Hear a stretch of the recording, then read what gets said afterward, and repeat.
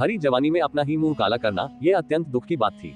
ये तो वो समय होता है जब हर लड़की को सुंदर दिखने की चाह होती है, पर इस दुनिया में बैठे एक से बढ़कर एक हवस के भूखे दरिंदों से बचने के लिए रूपवती को यही कृत्य उचित लगा। और इसके सिवा वो बेचारी सोचती भी तो क्या। इसी सोच के साथ अत्यंत भारी हृदय से वो अपने पूरे शरीर पर कालिक पोत लेती है। रूपवती ने पूरे शरीर पर इस तरह से कालिक पोत ली कि कोई उसे देखकर यह नहीं बता सकता था कि ये उसका असली रूप है या फिर कालिक पोता हुआ। वो ऊपर से नीचे तक अब एक कुरूप स्त्री नजर आ रही थी। रूपवती ने जब इस हुलिये के साथ पानी में अपनी परछाई देखी तो वो भी खुद को नहीं पहचान पाई। अब जब रूपवती को पूरी तरह ये यकीन हो गया कि उसे कोई नहीं पहचान पाएगा, अब उसे किसी से कोई खतरा नहीं है, तो वो अपनी ससुराल जाने का निश्चय करती है। रूपवती ने सोचा कहीं और भटकने से बेहतर तो यही है कि प्रतापगढ़ ही जाया जाए। कम से कम वहां अपने पति को तो रोज देख लिया करेगी। अब उनके सिवा इस दुनिया में उसका है ही कौन। हाँ, ये अच्छा विचार है।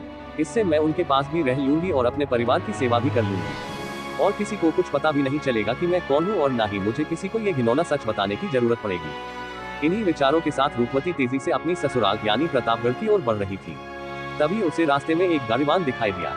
रूपवती कुछ धन के बदले उसकी गाड़ी में बैठ गई। प्रतापगढ़ पहुंचकर जब वो महल के मुख्य द्वार पर जाती है तो पहरेदार उसे रोक लेते हैं। काली कलूटी बदसूरत स्त्री को देख भौहें चढ़ाते हुए पहरेदार बोले, कौन हो तुम और अंदर कहाँ चली जा रही हो।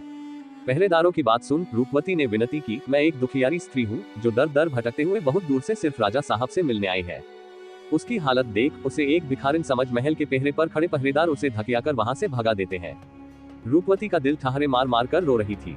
कितनी ही मुश्किल से, कितनी ही उम्मीदों के साथ वो यहाँ आई थी। रूपवती इतनी दुखी थी कि वो किसी कुएं में कूदकर अपने प्राण त्यागने की सोच रही थी। फिर उसने सोचा, बिना अपनी आखिरी कोशिश किए ऐसे ही तो अपने प्राण नहीं त्यागूंगी। वो प्रतापगढ़ की एक सराय में रुक गई। उसने निश्चय किया कि फिर से अपने ससुर यानी राजा हरिपाल से मिलने की कोशिश करेगी। जैसे ही वह कोशिश करती है, पहरेदार उसे वहां से भगा देते हैं। अंततः रूपवती ने निर्णय किया कि वो महल के बाहर ही राजा की प्रतीक्षा करेगी। महलों में राज करने वाली रूपवती किसी भिखारिन की तरह सुबह से लेकर शाम तक राजमहल के मुख्य द्वार पर राजा के इंतजार में बैठी रहती, कब राजा बाहर आए और कब मैं उनसे अपने मन की बात कहूँ।